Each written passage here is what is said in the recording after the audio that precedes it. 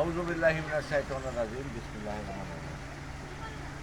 আজকে খন্দপাড়া ফতেপুর খন্দপাড়া মসজিদ উদ্বোধন উপলক্ষে যে আলোচনা, সেই সভায় উপস্থিত আছেন আমারই ভাইস্তি ওর আব্বা, সবাই আপনারা চিনবেন, কামাল কুমারী বাড়ি, রাজনীতি করত, তারপর আমার সাথে গভীর সম্পর্ক, তারই সন্তান, যোগ্য সন্তান।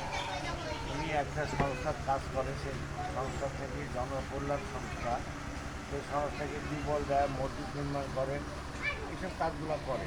এবং অসহায় মানুষের পাশে দাঁড়ায়, এইসব কাজগুলো ওনারা করে। এই কাজগুলা করার জন্যে আল্লাহ রাব্বুল আলামিন আমরা দোয়া করি, সবাই আমরা মিলে আজকে দোয়া করি আল্লাহ রাব্বুল আলামিন তাকে আরও সুযোগ দিই, তাকে সাহায্য করুন, সহযোগিতা করুন, যাতে তার হাতটা আরও ব্যাপক প্রসার লাভ করে এবং এলাকার কাজকাম যদি করতে পারি, সেই জন্য আমরা কাজ করি। ঠিকই বলছে, এই মসজিদের ব্যাপারে আমি দালাল বলেছিলাম যে এই পাড়ার মসজিদ করার মতন টাকা পয়সা জোগাড় করার মতন ক্ষমতা খুব কম। যাই হোক, তারপরেও যে টাকাটা লাগিয়েছে সবাই মিলে জোগাড় করে দিয়েছে, বাকিটা আল্লাহ দিচ্ছে। মসজিদটা হোক, খালি মসজিদ করলে হবে না, মসজিদে যাতে নামাজই হয়, তাই না? আল্লাহর কিছু বিধান আছে, আল্লাহ যেগুলো নিষেধ করেছে সেগুলো করা যাবে না।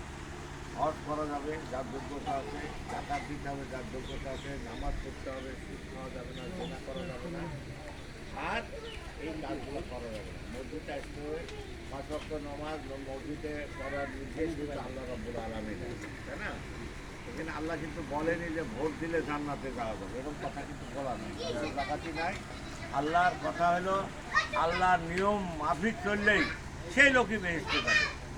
যেগুলো আল্লাহ নিষেধ করেছে সেগুলো করা যাবে না, যেগুলো সুদ খাওয়া যাবে না, হজ করা যাবে না, জেনা করা যাবে না, ব্যয় বিচার করবে না, অন্যায় কর্ম করতে যাবে না, আল্লাহ নিষেধ আছে, এই কাজগুলো করা যাবে না। আর আমাদের দেশে একটা দল আছে, ওরা বলেছে ভোট দিলেই জান্নাত। ভোটে কি হারাম করে দিয়েছে আল্লাহ রাব্বুল আলামিন? ভোটের ক্ষমতার অধিকার কারণ নাই।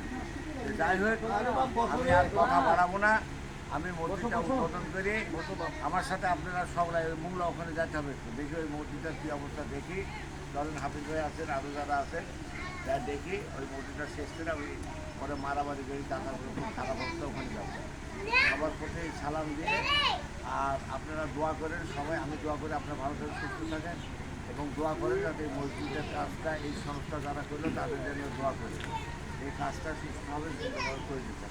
আল্লাহ আসসালামু আলাইকুম।